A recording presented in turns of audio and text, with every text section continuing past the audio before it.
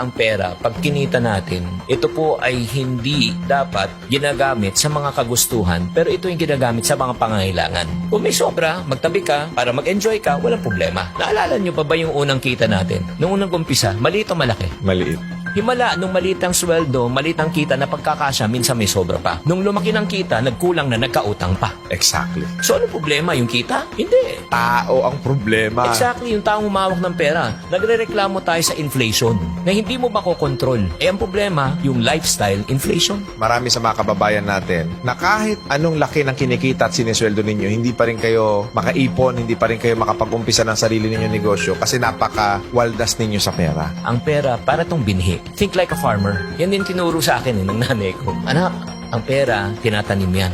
Huwag mong kakainin yan. Nakita na ba kayo na magsasaka na kinain ng binhi? Walang tatanim, walang aanihin yan. Pinakamagandang sigurong illustration na ito. Pangarap ng bawat Pilipino ay magkaroon ng sariling Bahay, pangarap ng bawat singkit ay magkaroon ng sariling negosyo. para magkaroon ng bahay. Yes. Ano masasabi mo doon, Coach? Pag kumuha naman ako ng bahay, pag hinulugan ko yan, at least yung binabayad ko dyan in the future, sa akin din naman mapupunta eh. Ang tingin mo ba dyan, investment o liability? Yung bahay na tinitirahan mo na gusto mong tirahan hanggang ikaw ay magretiro, hanggang ikaw ay bumalik, yan ba ibebenta mo?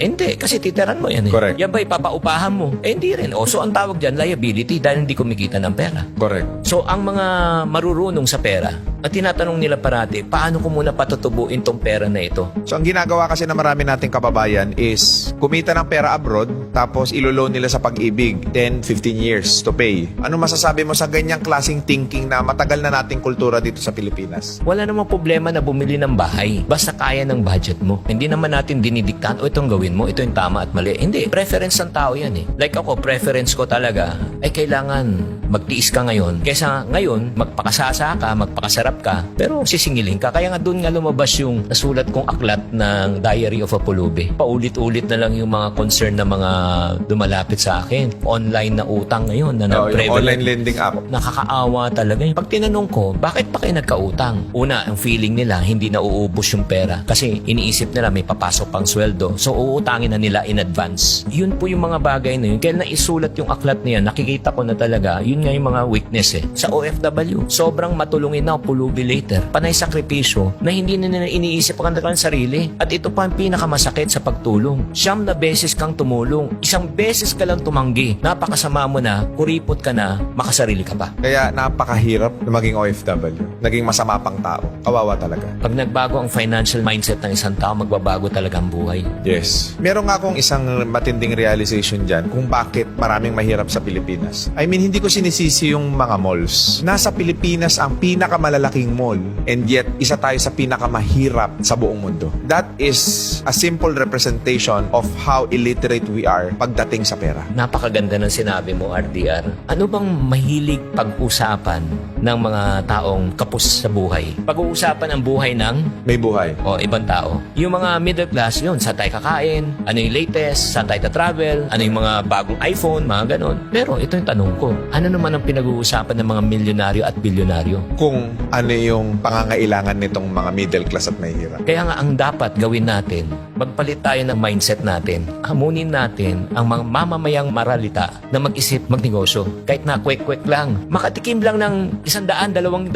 kita at 500 na sabi mo, ay, kaya ko pala. From 500, lalaki na naman yan. Ay, mangangarap yan. 1,000 na, ay, kaya ko pala. So, aangat ang buhay nila. Ito kasi yung premise, coach ng maraming mga Pinoy. Hindi naman ako siguradong kikita rin ako sa negosyo. Kasi natatakot tayo, baka mawala ang puhunan natin. Pero meron akong na-attenda na isang seminar ni Senator Manny Villar. Sabi niya, nagtataka ako sa ating mga Pilipino. Bakit tayo natatakot mamuhunan at mag-umpisa ng negosyo? Walang-wala na tayo eh. Nasa ilalim ka na nga eh. Ano pang mawawala sa'yo? Eh wala ka na at the first place. Ang dapat daw matakot na mamuhunan yung mga tao may milyon at bilyon. Nakakatakot mag-drive pag di mo alam. Nakakatakot mag-bike pag di mo alam. So ano solusyon? Pag-aralan mo. Natatakot ka magnegosyo at mag-invest dahil hindi mo Alam. So ano solusyon? Alamin mo. Kung gusto nyong maging magaling sa pera, ayusin yung mindset. Tama. Isa pang aral na tinuro sa akin ng aking ina. Nung minsan nag-uwi ako ng bike, sabi niya, pag yan, nasira, meron kang sirang bike. Soli mo yan. Kung hindi mo kaya, huwag kang manghiram. Siyempre, sama na loob mo. Mahirap na nga tayo, wala na tayong pera, minsan lang akong manghiram, tapos pinagkait mo pa to sa akin. Na hindi ko alam, napakagandang leksyon yan. Kasi sinabi niya sa akin, pag sinanay kita na manghiram. Ngayon, nanghiram ka, laruan. Paglaki mo, anong hihiramin mo? Pera. Kasi ang konsepto ng hiram, you want it now. Pero ang konsepto ng paghihintay, ito ay kagaganda ng buhay. Kaya para sa mga taong nakikinig na mga magulang dyan, ako, 3 yung anak ko, 22, 20, and 18. Baka masyak na lang kayo, buti na lang hindi ko kayo anak. Sa tanang buhay, hindi nakatanggap ng allowance sa akin mga yung anak. Bakit? Pagkain, edukasyon, baon, in terms of baon, pagkain na baon, papasok sa school. Pero kung gusto mo ng pera, pagtrabahoan mo, hindi kami nabibigay ng allowance. Hindi ka ba maging masamang tatay niya? O sige, gusto mo ng pera? Nung bata pa sila, o massage mo ako, I'll pay you. So in other words, we're teaching them the value of hard work. You have to work it out. Yeah, hindi rin ako pumapayag na makipag-negotiate sa akin. Like, malapit ang birthday ko. Baka pwede kong i-advance yung gift ko. Hindi rin ako pumapayag. Alam mo bakit? Bakit? Ngayon, ina-advance birthday. Ano next na advance? Yung sweldo. Advance na sweldo. May darating naman ako sweldo eh. Alam mo, napakasimple nung kwento mo pero napakalaking impact niyan sa mga viewers natin. Kasi, again, babagsak tayo dun sa karakter kung bakit ka mahirap eh. So, natutuldukan na kung nabuhay kang mahirap, hindi mo kasalanan. Pero pag namatay kang mahirap, kasalanan mo na. Marami tayong choices sa buhay, namimili tayo. Ang lagi natin pinipili yung makakapagbigat at makakapagpahirap sa atin. Na tinitignan natin short-term gain na, magbe-benefit ako ngayon, okay ako, pero long-term pain. One of the greatest law that I've learned in life is the law of opposite. Principle yan. Parang law of gravity. Hindi mo pwedeng labanan ng gravity. Kahit anong kulay mo, timbang mo, itsura mo, pag tumalong ka ng building, babaksak ka. Ganon din ang law of opposite. The short-term effect is always the opposite of the long-term effect. If you play now, petik-petiks ka, you pay later. If you spend now, magpakayolo ka, okay lang. Gusto mo yan eh. Pero wala kang ipon later. Suffer later. If you save now,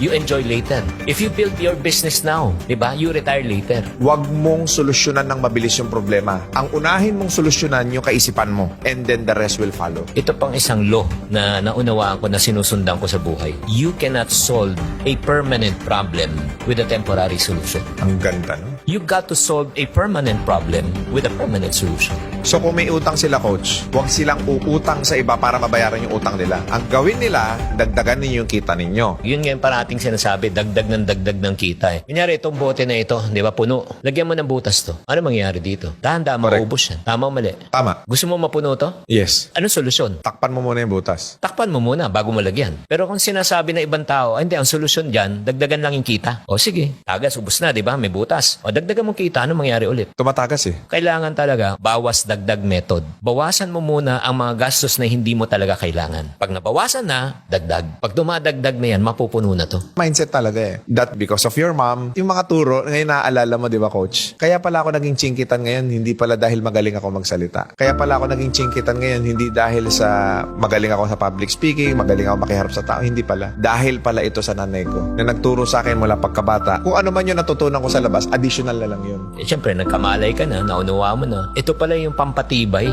Para sa akin, ma-reject yung masabihan ng masasakit. Okay lang. Normal. Kinakatakutan ko sa buhay ko ay maghirap. Kasi alam kong mahirap na maging mahirap eh. At ayaw ko na bumalik sa ganong sitwasyon. Kaya nga, para sa mga tao nakikinig at nanonood ngayon na natatakot na magnegosyo, pumili ka na rin ng takot. Ano mas nakakatakot? May nagkasakit sa pamilya, kailangan mo pumunta ng ospital, i-ospital ang iyong mga mahal sa buhay at wala kang kapera-pera at mangungutang ka sa mga mata pobre mong mga kamag-anak. Ano mas nakakatakot? Eh ako takot na ako sa ganung mga sitwasyon eh. Kaya sinasabi ko, basta marangal, gagawa ko ng paraan para makalabas ako sa ganung klaseng sitwasyon. Marangal, moral, ethical, gawin mo. Bago